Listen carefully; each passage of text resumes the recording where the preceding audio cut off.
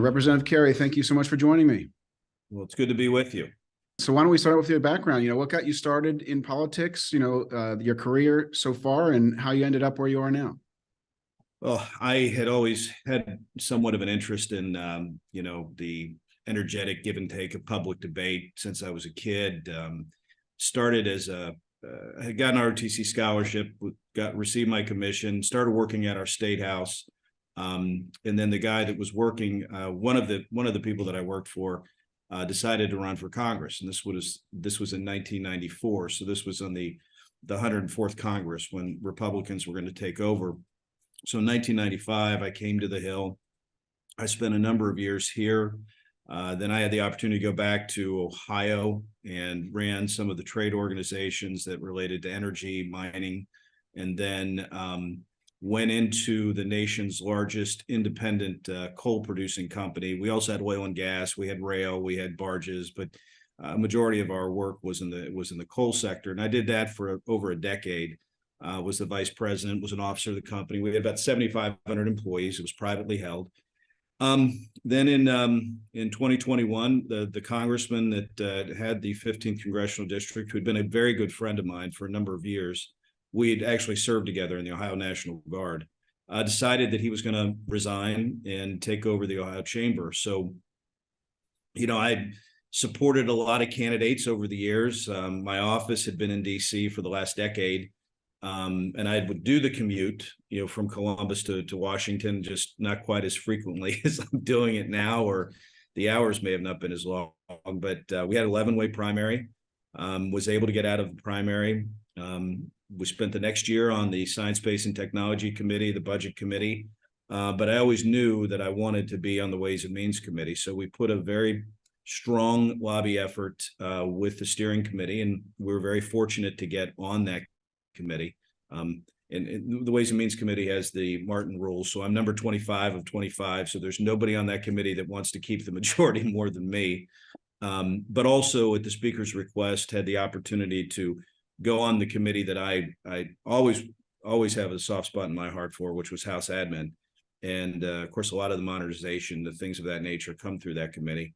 And it's one of those committees that people generally, when they start here on the Hill, they don't know much about House Admin. And I had the privilege of kind of working in and around that committee back in the 90s, so I knew it.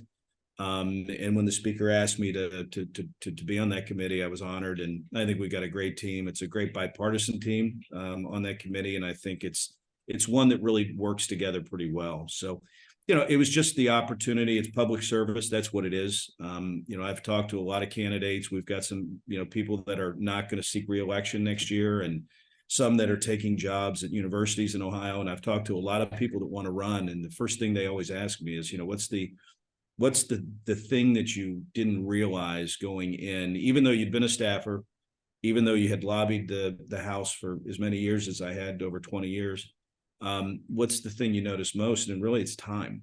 It's the time that you don't have. It's real easy, when you are a staffer, or, can go home at night, or, or when you're a lobbyist, you can fly home whenever you want. But when you're a member of Congress, the buck stops with you, and you have to be present. We don't have proxy voting anymore, and time is really and that is probably your most valuable commodity once you become an elected member of Congress. It's interesting. You were a staffer many years ago, and a lot of members of Congress right now don't have any experience, prior, say, 10 years ago, right? You just don't have a lot of that institutional memory in the ranks of the members. Maybe some staffers you do. So how has that experience as a staffer kind of flavored your approach to Congress? Is it totally different than it used to be in your mind, or have you changed so much it's hard to tell? Or tell me about the differences between then and now in the way you perceive Congress. Well, you can imagine in 1995, we came in, Republicans had not had control, I believe, in 40 some years up until that point. So we had a complete changeover of staff. The Democrats were leaving, Republicans were coming in. We simply were trying to find people. But back then, I think Tom DeLay had a portal. Wasn't really a portal, but it was just like, I think more of a file, if you will, of trying to find people that could fill slots that were interested in working on certain issues. But nowadays it's completely different. So you had to go through that interview process. You obviously couldn't do things like what we're doing now. Back in the 1990s, you had to meet them individually, and a lot of times it was people that just would be knocking on doors with their application. But there were a lot of things that I think definitely have changed. I remember when we first got in, the amount of mail that we got in these offices. I mean, it was just, there's 3 times a day, and you had staff, maybe 2 staff, that's all they did all day was to go sort through the mail. And now, with the computer systems that we have, most of our mail or correspondence is really electronic. I mean, there's still some that go the old-fashioned way, but so much more is electronic now than it was before. Meetings are a lot different now than they were before, because it used to be you had to have your constituents come in and sit with the member, and now a lot of times I find myself doing things just like this with different business groups, different labor groups across the teachers, whatever it may be, firefighters, doing it just like this, and they don't have to make that. They will do the yearly probably pilgrimage to DC to do the member, the Ohio Day or the Capitol Day, but a lot of times the communication is just like this, and I think that gives that there's pluses and minuses to that. Pluses are when you do have an issue that is pressing for a certain segment, that communication is instantaneous. And, immediately when a trade association realizes that there's something in a bill that could affect them, they can immediately go online, contact the staff for the member, whether it's me or anybody else, and say, hey, this is the piece of the language that we have a problem with. We'd like to set up a conversation. And you can begin that. Whereas in the 1990s, and I'm sure back in the 80s and the 70s and the 60s, it was just not that way. The legislation was done. You may or may not see it. Now, the transparency effort, I think, is something that really has improved the ability for members of Congress to communicate with their constituencies. Interesting. And what about in terms of the culture between members? I mean, maybe you might have been farther away from it, but do you feel like there's as much, face-to-face interaction as there used to be, or is that turned virtual or less of it than you remember? That's the nice thing about the House, really, is that there's still that personal communication. But again, it's up to the individual member.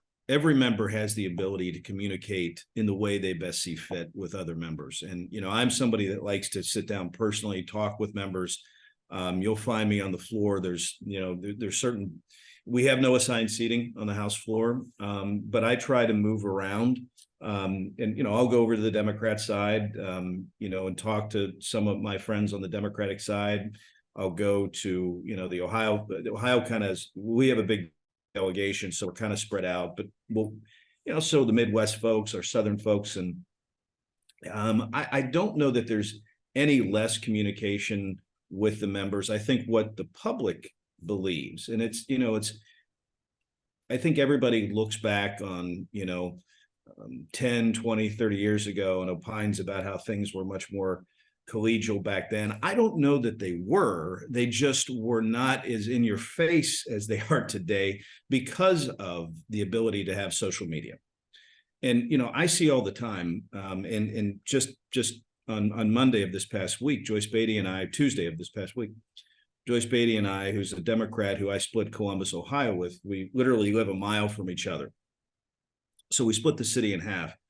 We've created what we call the Civility and Respect Caucus. It's something that her and my predecessor had put together. They focused on schools. What Joyce and I are doing is focusing on business organizations, the law school, which is where we went to, William and Mary, on Tuesday, different types of organizations, hospitals, big employers in our Central Ohio area. But just Joyce Beatty and I may never agree on probably 80% of the issues that are out there, but as John Boehner used to always say, you can agree to disagree, but you don't have to be disagreeable. And I think that is something, unfortunately, in this modern era, and I say modern in the sense that, the constant information overload.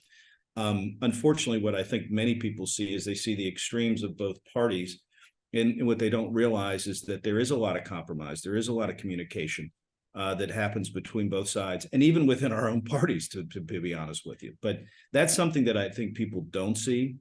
And it's unfortunate that they don't, because there is a lot of that. So I think the level of communication, the one-on-one with members, still exists as much as it did today. It's just maybe in the public's mind, it's not as, and that's what we're trying to accomplish with what we're doing, to say, hey, listen, the extremes don't dictate what 80% of all of us want to do. We all come here because we're not trying to get a job on any type of media outlet. We're here because we believe in this country, and we know that there's problems in the country. We may not agree with the path, but many of us agree with the end game.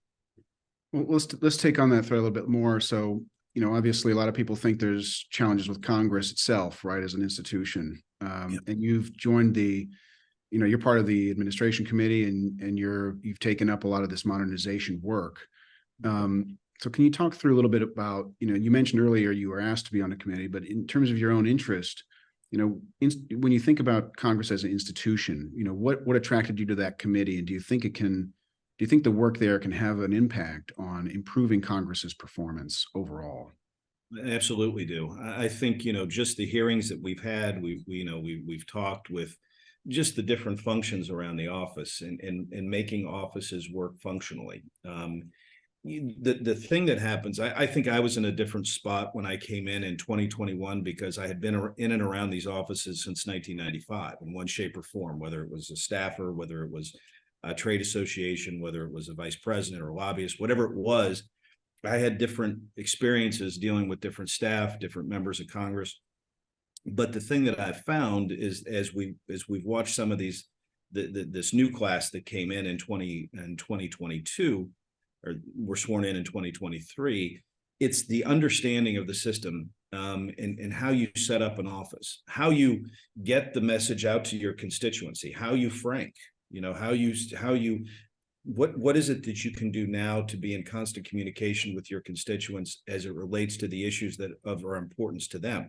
And we have those abilities now with our Communications and Standard Committee, which I chair as well, which was the House Franking Commission. And we have the ability now to do things like polls, to find out what are the issues, what are the 5 issues that are affecting the people of your individual congressional district, and to get those people on lists so that they are constantly made aware of the work that's being done. I think House admin, there's essentially 3 different areas within House admin. Obviously, one of the things that the House admin does is focus on elections. I think that's something that a lot of people don't realize, but that is one of the functions of House admin. Stephanie Bice has kind of picked up most of the work in that sector from the Republican side. But then there's also just the general organization of the House. What are staff policies? What are some of the things that certain offices do? Maybe they excel. What's the expense of who's sending out what, and where are they sending it? How are they running their teletown halls? All this form of communication is really kind of at the thrust of, I think, House admin. But how can we modernize that? And what are some of the steps that we can do to improve upon the processes that the individual offices now, many of these offices have been here for 20, 25 years, and they have a system and it works fine for them, but could it work better for your constituency? And that's kind of what we've tried to attempt to do with the 202 recommendations. And they were bipartisan recommendations. These were not Republican recommendations, Democrat recommendations. Again, no party has a monopoly on good ideas. And so, we were able to work together, I think, moving some of these things forward. A lot of people don't remember. I do. When we came in 1995, remember the first day we showed up, we had three buckets of ice that were put out in front of every single office. Now, this is when I always use it. I kind of make this emblematic of the system of Congress, right?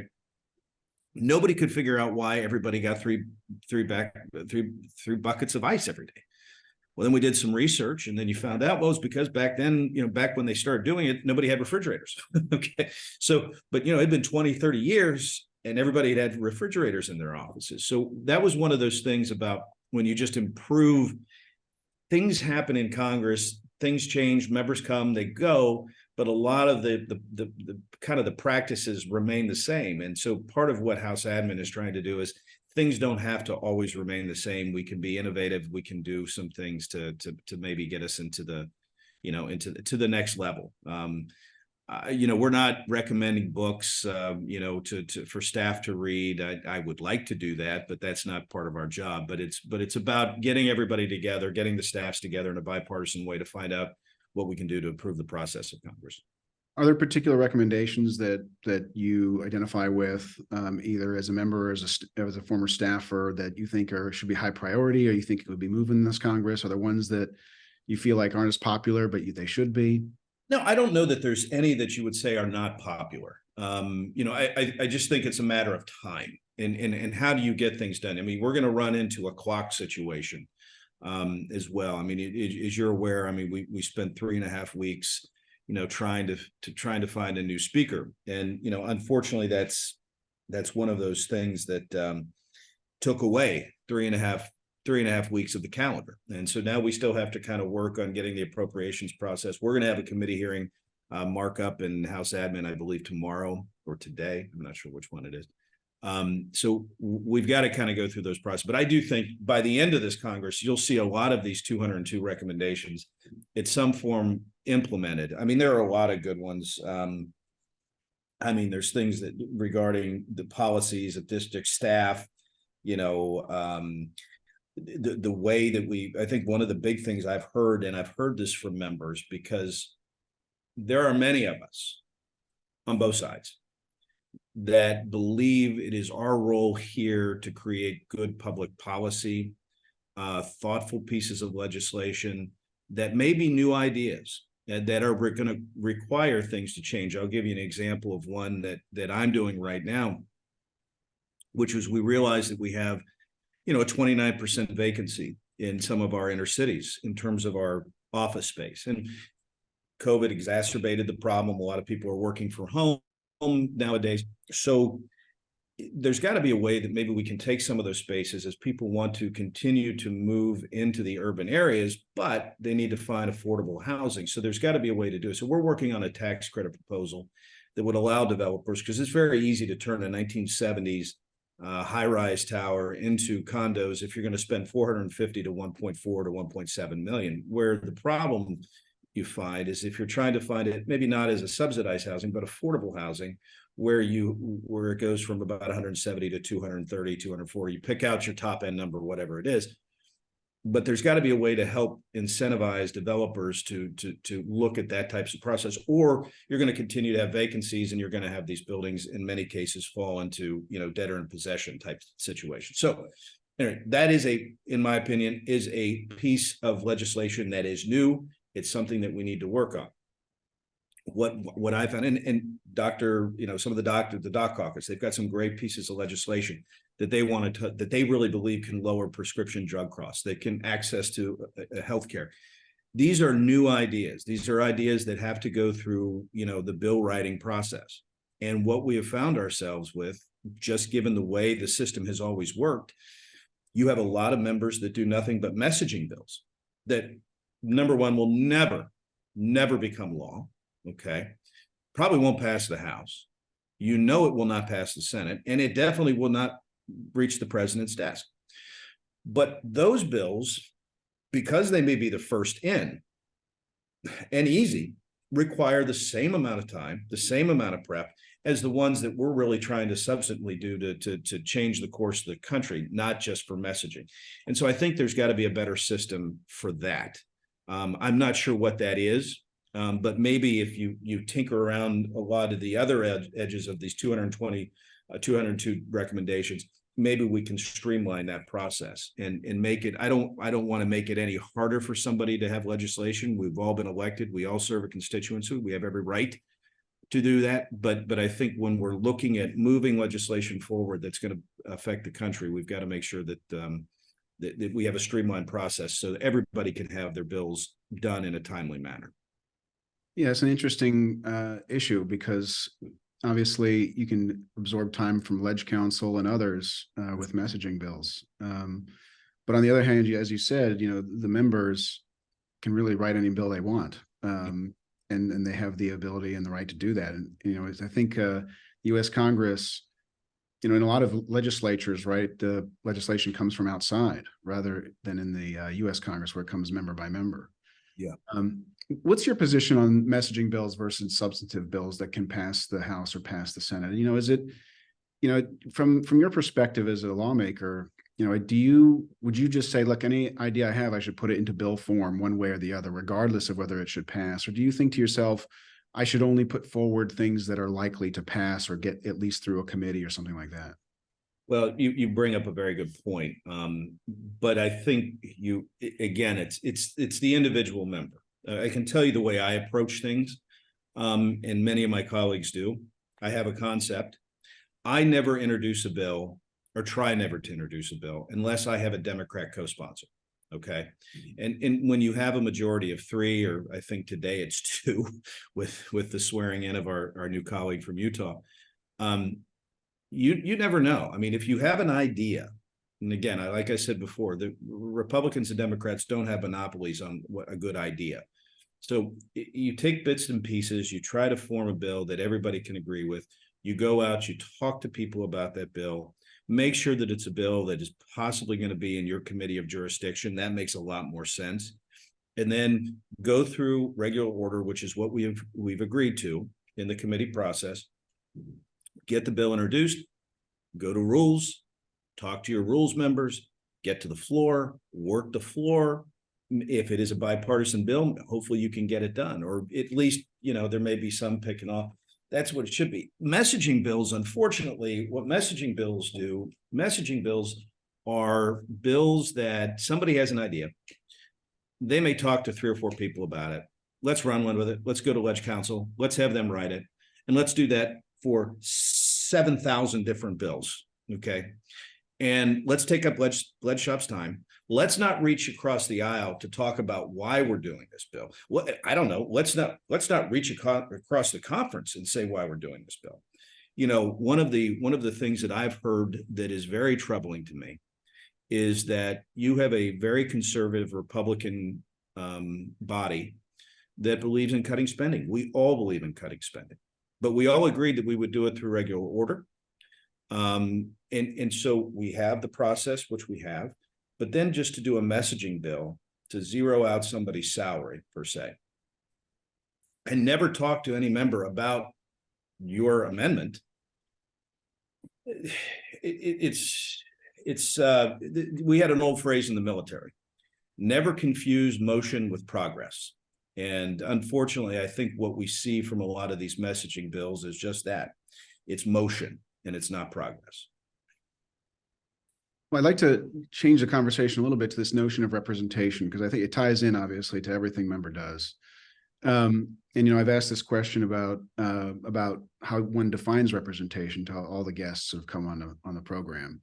And, you know, there's different ways to look at representation, you know, in your district. You know, you might have a very homogeneous district. You might have a very heterogeneous district, right? With people with different opinions, very strong on either side.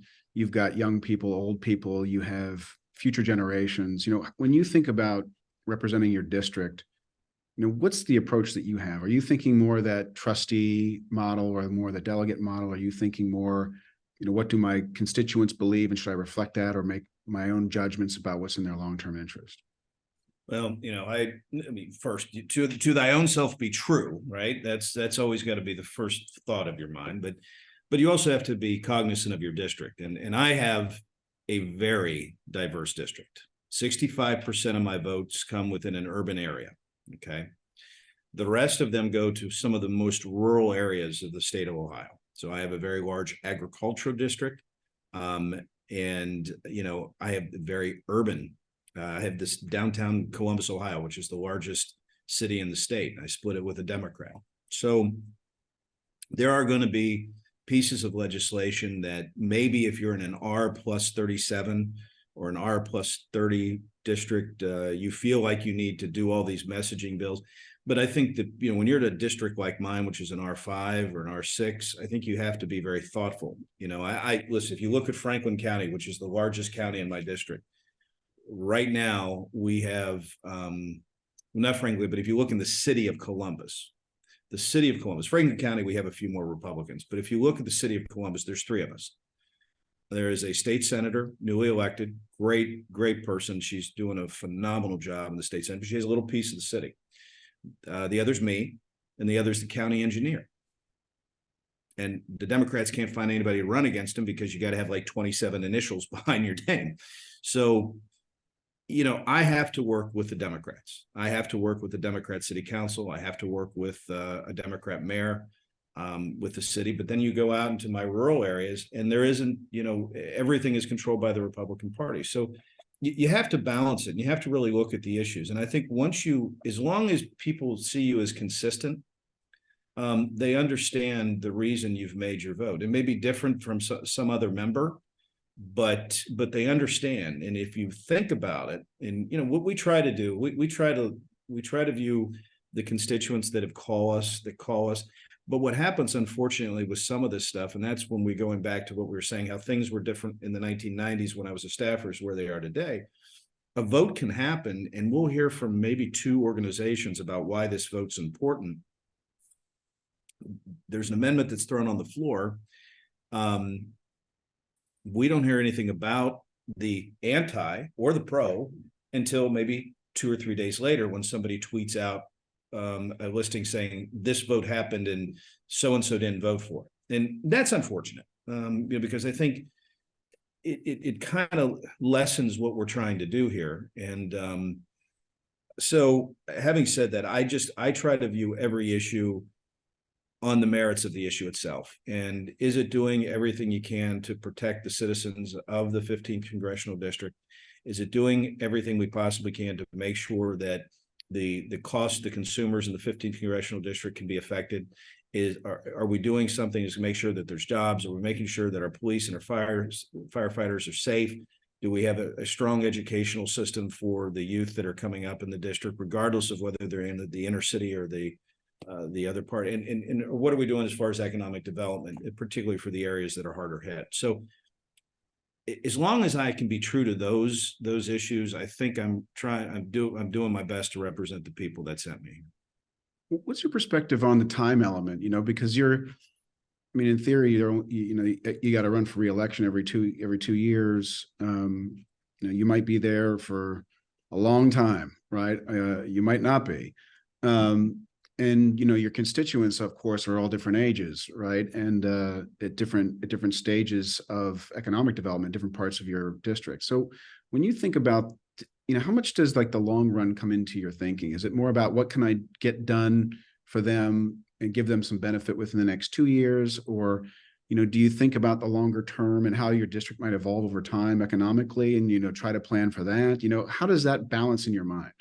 Well, I think you always have to be mindful of what we're doing now will be what will be affecting, our kids and our grandkids. But I think there are certain things that we have to be mindful of right now. And to me, that's part of the bills that I do. I want to be able to affect their lives right now. I'll give you an example of one. We were able to get money dedicated to a project. It's just outside of our downtown. It really is part of our downtown, but it's a wonderful program, Sanctuary Night. These were 2 ladies that wanted to help people that were, we have a big issue with human trafficking in Central Ohio.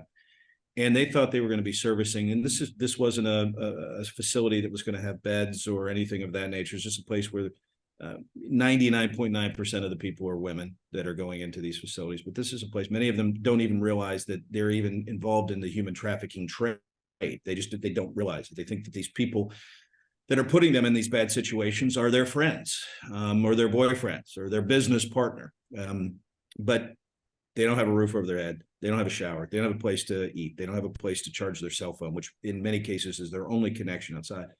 So these two ladies came in and decided that they would try to provide, maybe what they thought would be 150 people. When I went and visited that facility, at that time, I think they were up to 550 people. And it's just a small facility. So they came to me and we worked together, and we've got them the ability to quadruple the size of their operation right now. That's the here and now. That's something that we can immediately do. We worked on another project for some of our inner city folks We have a large Somali population in Columbus, Ohio, and some wonderful projects there to help kids stay off of, being in the drug, but actually being involved in activities, soccer and so forth, in a safe place that can help take care of them. But then you've got other areas of the district that have the ability to really have some strong economic development, but they don't have the resources to develop water and sewer lines. And those are the things, what I say, the here and now. Those are the things that I want to be able to say to the constituency, and not whether they vote for me or not. It's the right thing to do. So I think the long-term things are, what are we doing? I think the CHIPS Act was something that I voted for and supported, because that is a long-term effect. How can we make sure that we have, and although that they're building in Central Ohio right now, but it's going to be across the United States, and how can we onshore so much of that production? So you've got the long-term and the short-term, and you just have to balance it. And I think as long as it's improving and will continue to improve the lives of our country, then I think we're doing the right thing. I'd like to go back to something you mentioned earlier about regular order, right? Obviously, there's a lot of people who want to go back to something like regular order if it's possible. You're one of the few people who've maybe seen it in action. But broadly speaking, this notion of debate, deliberation, dialogue, right? It's happened traditionally in committees. It can happen, like as you mentioned, on the floor, if you're just hanging out with fellow members from both sides of the aisle. In your mind, where should this debate, this deliberation, this dialogue happen? Where should this compromise happen? Should it be in committees? Should it be in open or closed hearings? Should it be in open or closed markups? Should it be in the bar? Should should everyone just camp out on the floor? And, what are your thoughts on how to make that a more effective process? Yeah. Well, I mean, I go back to my Sun Tzu, right? The battle's won before the first arrow is slung, right? So I think if you have a bill and you truly believe that this is something that can be moved forward, you've got to do the prep work on the front end. And as you move through the process, whether it's in committee or whether it's outside of committee, I can tell you, we tend to work. I want to, when I introduce a bill, I want it to be a bill that really doesn't need a lot of debate, because we have brought in interested parties. We have worked with the other side. We've worked with our side to say, okay, this is something that can work.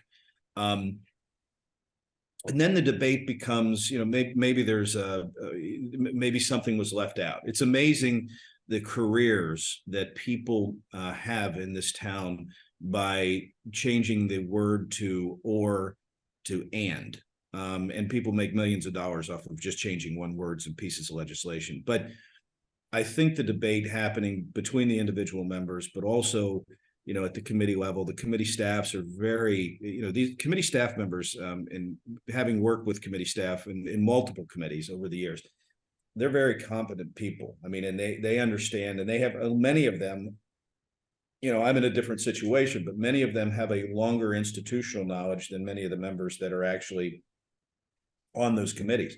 So they can say, well, we looked at this, but for this, we did not do it. And but then you can say, okay, well, what about this? And we see the unintended consequences of what happened 5, 6, 7 years ago. So I just think that the regular order process is the way to do it, but I think you also have to do your work up front as a member if you have if you have an idea for a bill. So in that upfront work, you think it sounds like that's even pre-introduction of the bill almost, or after you've introduced it and you're socializing it for co-sponsors, et cetera, before really committee consideration. Is that right? Yeah, I mean, I think that's the way you should do it. I mean, I can tell you on my private sector side, we had a concept. We had an issue that had to deal with United Mine Workers pension and healthcare. It was underfunded. It was it was one of these issues that was, unfortunately, was going to hurt. It really could have bankrupted the PBGC. In many cases, the PBGC is probably going to be bankrupt anyway, but this would have really exacerbated the problem. And so we tried to find a way that was a fix. We went to different members of both parties, and we were able to work out a bipartisan piece of legislation. Ultimately, Congressman McKinley had carried it out of West Virginia, and we had a lot of Democrat co-sponsors.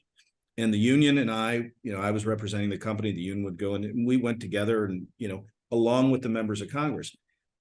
So a lot of times it is up to the folks that need this fix to articulate their message to the other members. But as somebody that's been down that route, I think once a member has an idea and this is what they want to do, they ought to be doing that work. And they ought to be doing that work on the floor. They need to be doing that work in committee and have their staffs work with the other committee staffs or the other member staffs. And I had 2 meetings yesterday with something that we're going to do very similar. So it's unfortunately, it does take people some time to understand how this building works. For many of them, high school government class was a long time ago. And some of them, I'm not sure they paid much attention when once they get here. But I do think that what the House admin has done, and the House admin will continue to do this, is really perfect that new member training.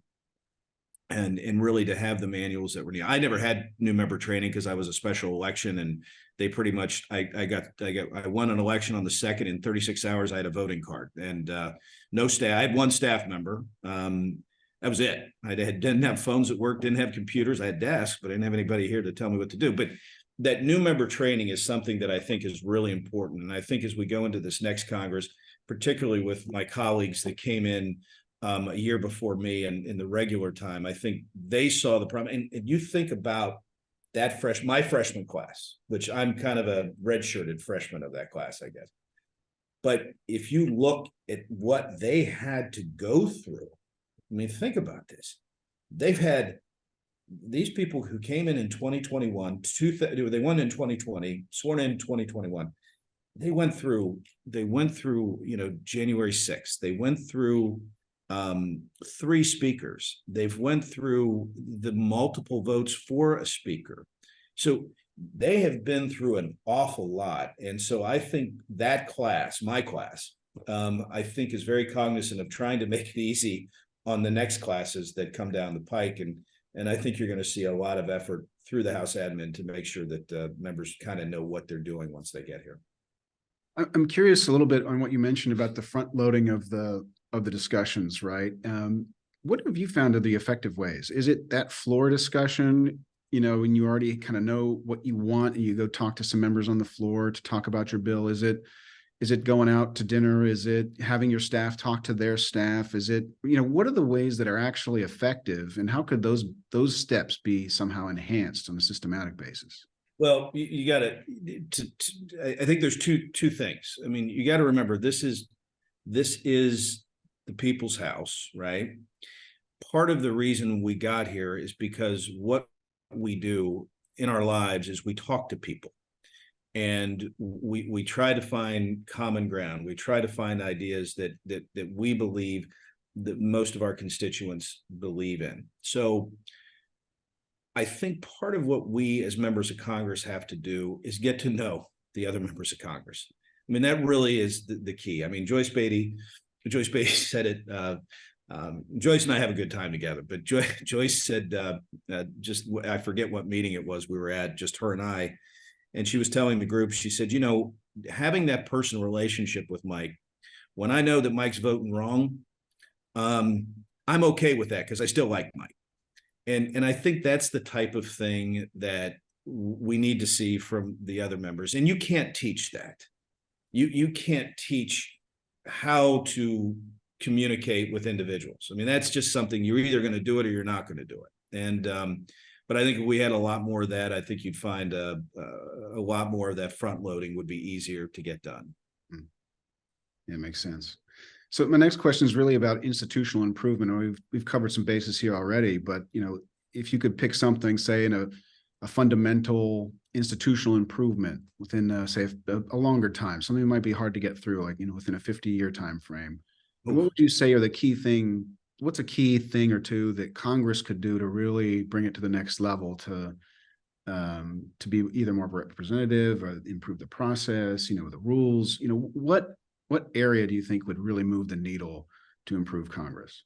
Well, I'm also somebody that very much believes in state rights, and I don't think we need to nationalize our elections, and I do think that being able, the states to be able to determine the districts themselves by the elected bodies, and whatever they do in terms of referendums in their states, in terms of making districts competitive or fair, whatever term you want to use. That's up to the individual states. That should never be something of Congress. But I think I think the relationship between the state legislatures and Congress, I think that could be improved. I really do.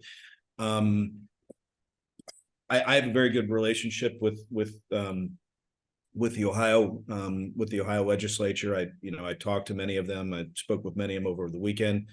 Many of them want to come here. I'm trying to convince them that's probably not the best thing. They're probably doing the Lord's work there in the state, at the state level. But I think a lot of the ideas that I've seen at certain state levels that I think would be good. We have in Ohio, for example, we have a thing called the Joint Committee on Agency Rule Review, JCAR. So when there is a rule proposed by the bureaucracy or by an agency, it has to go before a body that's made equally up of Republicans and Democrats from the House and the Senate, and it has to go through that committee before they can actually promulgate the rule. I think that's something that we could probably do a little better job here in Washington. It's something that I thought 20 years ago, 30 years ago, we should have been doing, to be quite honest with you. But I think that's one of those ideas, and I think we could look at, and I think that's one of the things that we've talked about is to look at some of these states and the best practices of the states, because a lot of these states have a higher turnover. I know for Ohio, we have term limits, and term limits has kind of changed the dynamic in Ohio. You tend to have people that an 8-year term in the House, and then they move to the Senate. Some of them move back, but a lot of them just kind of go back into the private sector. And so we've had to put in, since 1994, I think that's when we passed term limits, or 92. We've had to really put in policies and procedures in Ohio so that when somebody comes in, it's next person up, and really has a good system. Now, it hasn't always worked out, but that's human error, and that's going to happen no matter what it does. But I don't know what the next 50 years is. I really can't tell you that, because I can tell you, I never thought in 1994 I would be sitting here doing an interview with you while I have 3 different phones that are getting, different emails, different, text messages from all across the country. I just never thought that was going to be possible. I never thought there'd be a day where, I wouldn't be going to the post office, every single day to drop off mail, or staff dropping off mail. So things have changed so quick. Just in that's why I'm a big fan of the Tofflers and the politics of the third wave and all of that. I just think a lot of what we saw in Future Shock and all the others is really, we're seeing that now. And who would ever thought in 1970 that you would be able to go into a gas station in Germany and be able to get out money from your account? You don't have to carry traveler's checks. I mean, these aren't new ideas now, but boy, at one point they were. And just imagine where we're going to be in 50 years. Are we going to have staff that's going to always remain virtually? I don't know. It's just, but I think we just got to take baby steps. And I think that's where we're going with this modernization. We've gotten rid of the ice buckets, and I think that's a good step. I mean, that was 30 years ago, but I think it's a matter of really trying to make sure there's a transparency so our constituents know exactly what we're doing. Great. Well, my last question is really about the short term. Then, you've got some time left for this Congress. What are you looking to try to achieve in this period of time? What's on your priority list? Well, I think probably first and foremost is pass a rule. That would be nice. Something that wouldn't have seemed novel, 6 months ago. But no, I mean, I think we've got to get our appropriations done. We've got to make sure I'd like to see a year-end tax package. Ideally, I know that Chairman Jason Smith has been working with Chairman Wyden. I think there's a lot of things in both packages that I think we can come together and get the votes for. But I think a lot of people were really concerned about. I mean, I know this is something that you probably knew well, but R&D tax credits are something that everybody in every field. When I go to an Amazon facility, And as I'm touring the facility, I know this is a distribution center, and they're coming to me and talking about, we really need the R&D, we need this R&D fixed. I wouldn't have thought that's where I would be getting, that would be coming from Amazon. I understand from our manufacturing base, but it is a big issue, and it's a big issue that affects real people and affects American companies. So I'd like to see that included. I'd like to see something that has to do with some of the housing. I mean, we're going to be in a crunch in Central Ohio. We've got Intel that has announced that we're thousands of people, and the spinoff jobs are going to be created with Intel. We've got Honda LG that's locating a plant about 35 miles south of Columbus, Ohio. Again, housing is going to be an issue. And with interest rates, how they are, I'd like to see us do some type of package spending reduction to maybe affect the interest rates. But overall, I think just getting the appropriations and hopefully getting a year-end tax package through would be in the best interest of this country. Excellent, Congressman Carey. Thank you so much for your time. It's been a pleasure, and best of luck with the end of the year and the first quarter of next. I look forward to speaking with you again anytime. Thanks a lot.